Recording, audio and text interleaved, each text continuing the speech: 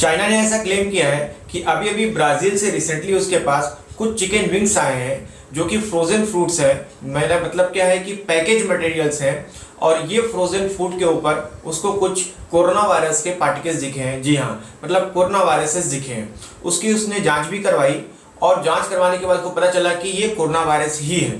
तो क्या अब हमको चिकन से भी डरने की ज़रूरत है? क्या हमें अब चिकन को भी अवॉइड करना पड़ेगा? क्या हमें अब चिकन से भी कोरोना का इन्फेक्शन हो सकता है? ऐसे बहुत सारे सवाल अब खड़े हो रहे हैं।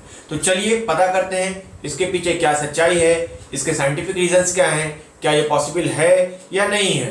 तो मेरे चैनल के साथ जुड़े रहिए। अगर आपने सब्सक्राइब नहीं किया है मेरे चैनल को तो प्लीज़ सब्सक्राइब कर लीजिए।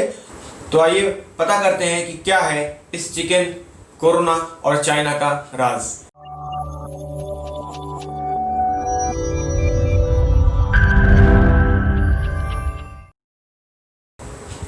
चाइना में एक शहर है शेंजेन, वहाँ पे इम्पोर्टेड चिकन आए थे, चिकन विंग्स आए थे जो कि ब्राज़ील से आए थे।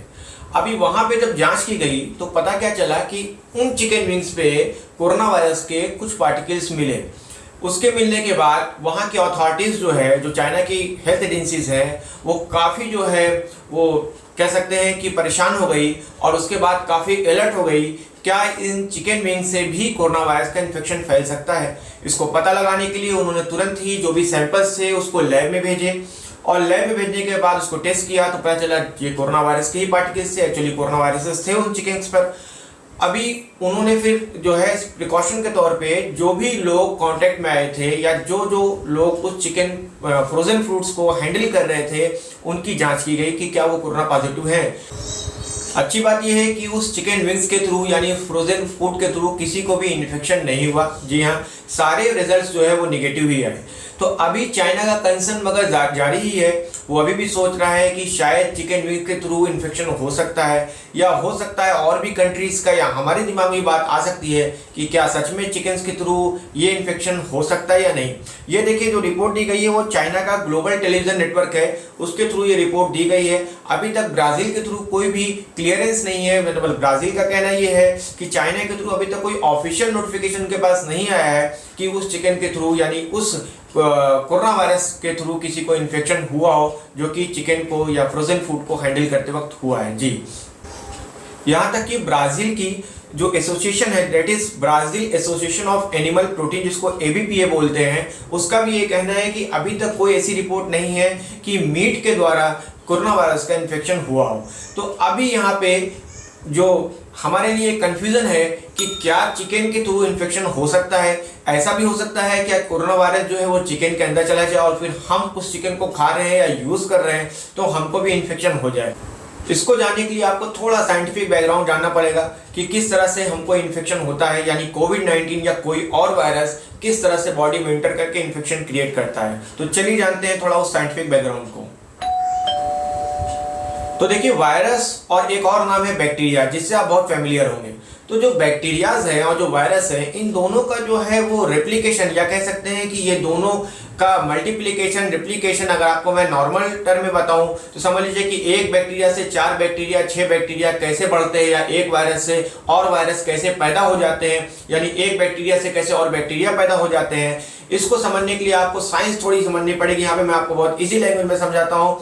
अगर आप बैक्टीरिया की बात करेंगे तो देखिए, बैक्टीरिया किसी भी नॉन लिविंग थिंग्स पे वो मल्टीप्लाई कर सकता है, मतलब एक से अपनी जनरेशन बढ़ा सकता है और धीरे धीरे मल्टीप्लाई हो सकता है और संख्या में बढ़ सकता है। अगर हम बैक्टीरिया की बात करेंगे, मतलब कि कोई भी नॉन लिविंग थिंग्स हो सकती है, जैसे कि कोई फूड मटेरियल्स है या कुछ भी है, तो उसमें बैक्टीरिया ग्रो हो सकता है। यानी कि चिकन पे अगर बैक्टीरियाज है तो बैक्टीरिया ग्रो हो सकते हैं, दैट इज ओके।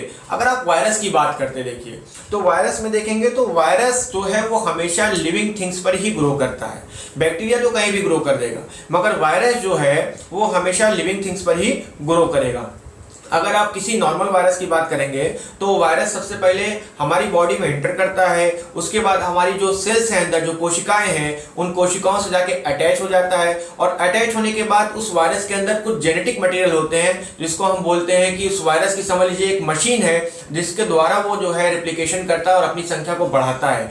तो यानी कोई वायरस आया और वो हमारी सेल से जो है वो अटैच हो जाएगा, उसके बाद अपनी जो जेनेटिक मटेरियल है उसको हमारी सेल के अंदर इंटर करा देगा यानी प्रवेश करा देगा। उसके बाद उस जेनेटिक मटेरियल के थ्रू वो वायरस रेप्लिकेट होगा, मतलब एक वायरस से बहुत सारे वायरसेस बनेंगे और फिर वो वायरस जो है उस सेल के बाहर निकल जाएंगे। तो इस तरह से हमको जो है वो इन्फेक्शन होता है। तो ऐसे इन्फेक्शन होने के लिए वायरस को हमेशा किसी ना किसी लिविंग सेल की जरूरत होती है, यानी लिविंग सेल जैसे कि ह्यूमन बॉडी हो गई, कोई और एनिमल भी हो सकता है, या हमारे साइंटिस्ट जो है वो लैब में जो है वो आर्टिफिशियल सेल लाइन लेके, सेल्स लेके भी ऐसा कर सकते हैं।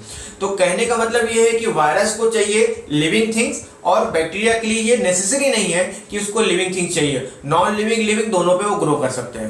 अब आप कहेंगे कि अगर लिविंग थिंग्स की बात है तो चिकन तो लिविंग है, तो वायरस उसमें भी मल्टीप्लाई हो सकता है, वायरस उसमें भी ग्रो कर सकता है, यानी कोरोना वायरस चिकन को भी इन्फेक्ट कर सकता है। तो देखिए ऐसा नहीं है, क्योंकि ये वायरस जो है वो सबसे पहले बैट में था, बैट से ह्यूमन में आया। किसी भी वायरस के लिए एक पर्टिकुलर जो है एनिमल होता है जिसको होस्ट बोलते हैं, जिसके अंदर वो मल्टीप्लाई हो सकता है, मतलब जीवित रह सकता है। मतलब कोई भी वायरस हम कहें तो ऐसा नहीं कि कोई भी वायरस वो कहीं पे भी रह लेगा। अगर देखिए कोई प्लांट का वायरस है तो प्लांट पे ही इन्फेक्ट करेगा, कोई ह्यूमन का वायरस है तो वो ह्यूमन को इन्फेक्ट करेगा, कोई दूसरे एनिमल का वायरस है तो वो उस एनिमल को इन्फेक्ट करेगा। मगर कभी कभी ऐसा सिचुएशन आ जाती है कि मान लीजिए इस केस में हुआ कि कोरोना वायरस जो आपका है वो बैट में होता है, बट बैट से वो कहाँ आ गया, ह्यूमन में आ गया। तो इसका रीजन ये है कि इसमें म्यूटेशन हो गया।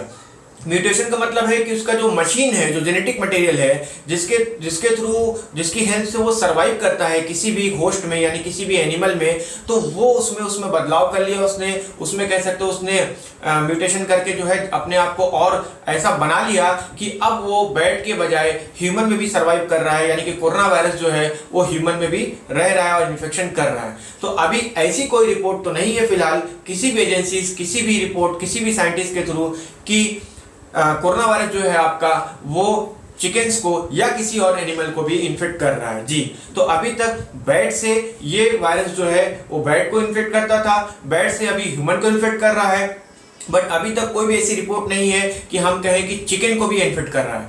अब बात आती है कि अगर इन्फेक्ट नहीं कर रहा है तो ये वायरस आया कहाँ से चिकन पे? तो ये आपका क्वेश्चन सही है। तो देखिए ये वायरस चिकन पे कैसे आया, एक्चुअली ये सिर्फ हैंडलिंग का प्रॉब्लम है। अगर आप कोई भी फ्रोजन फूड है उसको हैंडल कर रहे हैं यानी कि पार्सल कर रहे हैं तो उसमें बहुत सारे पर्सन्स इन्वॉल्व होते हैं। तो हो सकता है किसी पर्सन को कोविड इन्फेक्शन हुआ हो और वो हैंडलिंग के टाइम में वो चिकन के सरफेस पे आया हो, पैकेट पे भी आया है, चिकन के सरफेस पे भी कोरोना वायरस है, तो हो सकता है चिकन को कट करते वक्त, उसको जो है सैनिटाइज करते वक्त या उसको प्रोसेस करते वक्त कोई भी प्रोसेस हो सकती है, कोई भी कंडीशन हो सकती है जिसमें कि कोई इन्फेक्टेड पर्सन हो और उसके थ्रू इसमें वायरस जो है वो पार्टिकल्स आ गए हों जिसको चाइना ने डिटेक्ट किया है। तो अब इसका मतलब ये साफ हो गया कि चिकन के अंदर ये वायरस नहीं है, मींस फ्लेश के अंदर ये वायरस नहीं है, मतलब चिकन इन्फेक्टेड नहीं है, चिकन को हैंडल करते वक्त वायरस आ गया।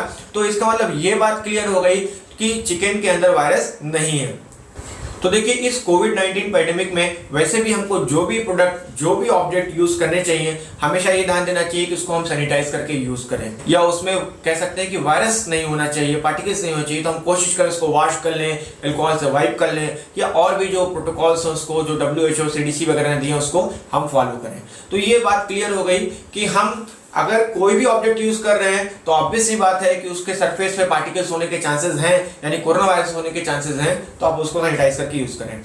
CDC, WHO वगैरह का क्या कहना है? तो देखिए WHO का साफ कहना है कि कोई भी किसी भी तरह का जो है इन्फेक्शन वो हैंडलिंग ऑफ फूड से या कंज्यूमिंग फूड से जो है वो होने के चांसेस बहुत ही रेयर हैं। और CDC का भी यही सेम स्टेटमेंट है कि बहुत ही रेयर चांसेस हैं कि आपको, यानी कि जिस तरह से क्लेम किया जा रहा है कि चिकन से इन्फेक्शन हो रहा है, तो ऐसा कुछ भी नहीं है। इवन एक और हेल्थ एजेंसी आपकी FDA भी है, US food and drug administration and agriculture department है, वो उसका भी यही सेम कहना है कि ये चांसेस बहुत कम है कि इस तरह से अभी तक तो कोई केस नहीं आया है कि मीट से या किसी भी फूड के थ्रू इन्फेक्शन हुआ हो, अभी तक जो भी स्टडीज हुई है। तो ये एक चीज क्लियर हो जाती है कि फूड वगैरह से इतने ज़्यादा इन्फेक्शन के चांसेस नहीं है। फिर भी कुछ गाइडलाइंस है देखिए जो दी गई हैं किसके थ्रू, WHO के थ्रू, जो आपको फॉलो करना चाहिए, जो कि फूड सेफ्टी के अंडर में आती हैं। चाहे वो वायरस हो या इन फ्यूचर कोई भी बैक्टीरिया हो सकता है। जैसे कि मैंने एक वीडियो में और आपको साल्मोनेला का वीडियो बनाया था, उसमें आपको बताया कि साल्मोनेला से भी कैसे इन्फेक्शन होता है, टाइफाइड होता है। तो इस तरह से अगर आप फूड सेफ्टी मेजर्स फॉलो करते हैं, जो फूड आप यूज़ कर रहे हैं उसको अच्छे से वॉश करते हैं, क्लीन करते हैं और उसको अच्छे से बॉईल करते हैं, पका लेते हैं। अगर फ्रूट है तो उसको अच्छे से आप वॉश कर लीजिए, चिकन वगैरह है तो आप उसको अच्छे से बॉईल कर सकते हैं, पकाकर ही आपको खाना है। तो इस सारी कंडीशंस में वायरस होने पर भी चांसेस ऑफ इन्फेक्शन काफी रेयर है, या मैं कह सकता हूं ना के बराबर है, क्योंकि ऐसी कोई भी रिपोर्ट नहीं है। और प्लीज किसी र्यूमर का पार्ट मत बनिए, उसको फॉरवर्ड मत करिए कि अभी चिकन से भी इन्फेक्शन होगा। तो थोड़ा साइंस जान लेंगे तो आपको समझ में आ जाएगा कि क्या सच है और क्या गलत है। तो ये क्लियर हो गया कि भाई हमको चिकन से डरने की जरूरत नहीं है, आप सेफ है। बस कोई भी फूड यूज करिए तो फूड सेफ्टी मेजर्स के अंडर में यूज करिए, चाहे वो कोविड-19 पैंडेमिक हो या ना हो। तो एक ही बात है। बाकी चाइना का आगे कोई स्टेटमेंट आता है या इससे कोई अपडेट होती है तो मैं जरूर आपको बताऊंगा। मेरे साथ जुड़े रहिए और मेरे वीडियो को देखने के लिए बहुत बहुत धन्यवाद।